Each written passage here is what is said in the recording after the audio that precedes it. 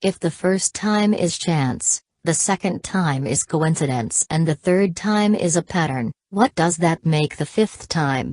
Grounds for a ban, a real one this time. Grayson Allen once again showed he is unable to control himself on a basketball court when, on Wednesday night in Tallahassee, he charged for a ball out of bounds as players do multiple times a game, swatted the ball like he was Antonio Brown doing hand-check drills, and then charged into Florida State assistant Dennis Gates, something that would be normal given the packed surroundings of a basketball court, but turned nefarious because Allen is the dirtiest player ever to put on a Duke uniform, condolences Christian Laettner, and seemingly can't control any part of his emotions. When Allen went up in the air untouched, flying toward the FSU bench, he reached out his arms to brace himself for the fall, but instead of grabbing onto Gates, or anyone else in the vicinity, Allen shoved his hands with anger and vigor rarely seen on TV outside of drunk altercations on the real world. This followed Allen's 2 kicks from last year, a third one from December that led to the joke indefinite suspension by Mike Krzyzewski that ended after exactly 1 game, and then another near trip of a Boston College player in Allen's first game back. While the first 3 were blatant dirty plays, the last 2 could be, and have been, defended by see no evil Duke fan homers, meaning, all of them. This time, Allen was the victim of circumstance, you see. Had it been any other player going out of bounds, we wouldn't have thought twice about how he tackled and shoved an opposing coach. This was an accident, a byproduct of playing a game in tight quarters. Would we have thought the worst if it had been done by Frank Mason or Chris Jenkins? Of course not. Ha! Keep living in La La Land, Dukies.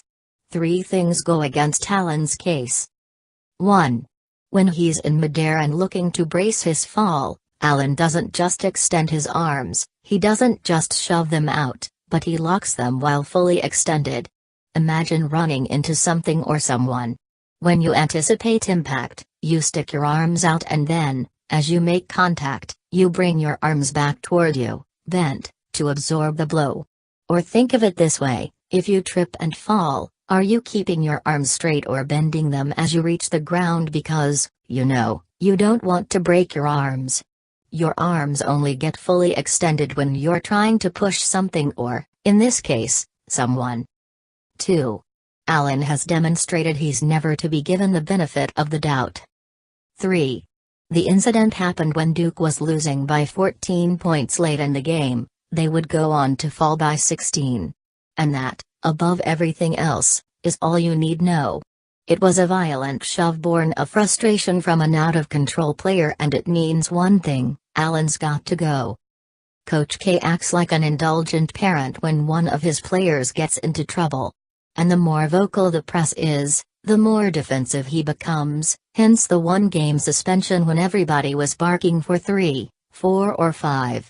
He does it because he knows he can get away with it, and the sycophants around college basketball will forget about it because he's a do-no-wrong, modern-day John Wooden.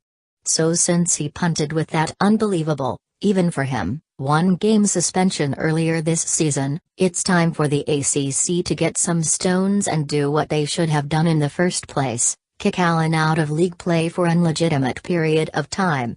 How about a month? That'd be 3 games for what he should have received for the Allen kick and 4 games for this. Repeat offender, that would take him up to the February 11th game versus Clemson and would actually include a genuine punishment, missing the UNC game 2 days before.